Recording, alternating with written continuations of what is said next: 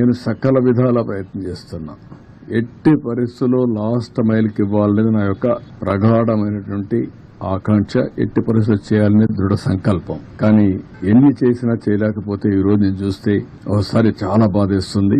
ఒక అతను 1 సంవత్సరం అబ్బాయి తీసుకొని వచ్చి ఏడుస్తున్న దగ్గరికి వచ్చి, నా భార్య వదిలేసి వచ్చాను ఈ పిల్లవాడి కోసం, వీడిని బతికించుకోవడం కోసం నేను భార్యను కూడా వదిలిపెట్టి ఇక్కడికి వచ్చాను, పలానా ఇంట్లో ఉంది, నా భార్యను తీసుకురండి అని చెప్పి ఏడ్చే పరిస్థితికి వచ్చాడు.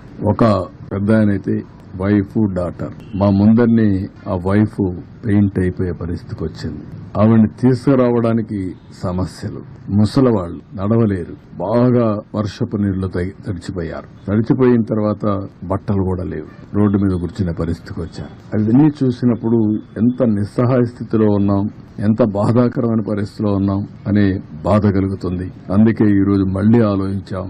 ఈ రోజు స్పష్టంగా 32 డివిజన్లకి 32 సీనియర్ ఐఏఎస్ ఆఫీసర్లు పెట్టాను. అదే మరిగా 149 గ్రామ సచివాలయాలు కార్పొరేషన్ లో ఉన్నాయి, 30 గ్రామ సచివాలయాలు రూరల్ ఏరియాలో ఉన్నాయి, 179 ఉన్నాయి. 179కి 179 మంది ఇన్ఛార్జెస్ పెట్టాం. ఒక గ్రూపు 2 సర్వీస్ కింద, ఐఏఎస్ కింద ముఖ్యమైన నాయకులను పెట్టాం. వీళ్ళకందరికీ ఒక బోట్ గాని, ఒక వెహికల్ గాని, ఎక్కడెక్కడ ఏమున్నాయో అవన్నీ అనలైజ్ చేశాం. ఉదాహరణ, కొంతమంది నడిచిపోయే పరిస్థితి వస్తుంది, ఇప్పుడు బాగా వెసులుబాటు వచ్చింది కాబట్టి ఒక ట్రాక్టర్, ఒక వ్యానో పెట్టుకుని ఫుడ్ పాకెట్స్ అన్ని డిస్ట్రిబ్యూట్ చేసే పరిస్థితి వస్తుంది. కొంతమంది బోటే కావాల్సి వస్తుంది, బోటు ద్వారా ఇవ్వాలి. కొంతమంది ఏదైతే నడిచి కూడా నేను చెప్పాను ఇచ్చే అవకాశం వస్తుంది. కొన్ని ప్రాంతాల్లో ఓసారి రీచ్ కాలేనప్పుడు, రీచ్ అయినా కూడా సరిగా చేయలేనప్పుడు 6 హెలికాప్టర్లు ఉన్నాయి. హెలికాప్టర్ల ద్వారా ఫుడ్ అంతా కూడా డ్రాప్ చేసే పరిస్థితి వస్తుంది. దానికి కూడా ప్రణాళికలు తయారు చేశాం.